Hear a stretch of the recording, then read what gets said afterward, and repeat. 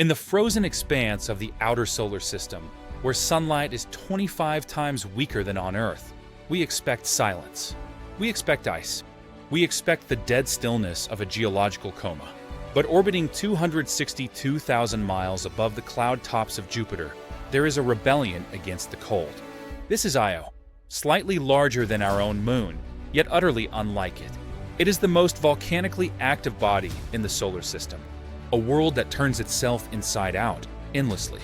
To the casual observer, Io looks strange, almost comical. Early astronomers compared its vibrant, blotchy surface to a cheese pizza.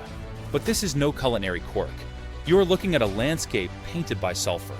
The yellows are sulfur flows, the reds, short-chain sulfur allotropes baked by radiation, the whites, fresh sulfur dioxide frost falling like snow after an eruption. Why does a moon this small possess such fury? The answer lies in a cosmic tug-of-war. Io is trapped in an orbital resonance, a gravitational dance. For every orbit of Ganymede, Europa completes 2, and Io completes 4. This periodic alignment forces Io's orbit into an eccentric ellipse. It is pumped, rhythmically. As Io swings close to Jupiter, the giant planet's immense gravity raises tides in Io's solid rock surface, bulges over 300 feet high. As it swings away, the bulge subsides. Stretch, squeeze, stretch, squeeze. Imagine bending a metal wire back and forth rapidly. It heats up. Now, imagine that wire is an entire moon. This is tidal heating. The friction liquefies Io's interior, turning rock into magma that screams for release. The release is violent. Welcome to Loki Patera, a depression full of churning lava that radiates more heat than all of Earth's active volcanoes combined. And on the horizon, Pele. On Earth, a majestic eruption like Mount Etna might throw lava a mile into the air. On Io, low gravity and zero air resistance allow the physics of chaos to run wild. Here, umbrella-shaped plumes of sulfur and silicate dust are blasted 250 miles, over 400 kilometers, into the vacuum of space.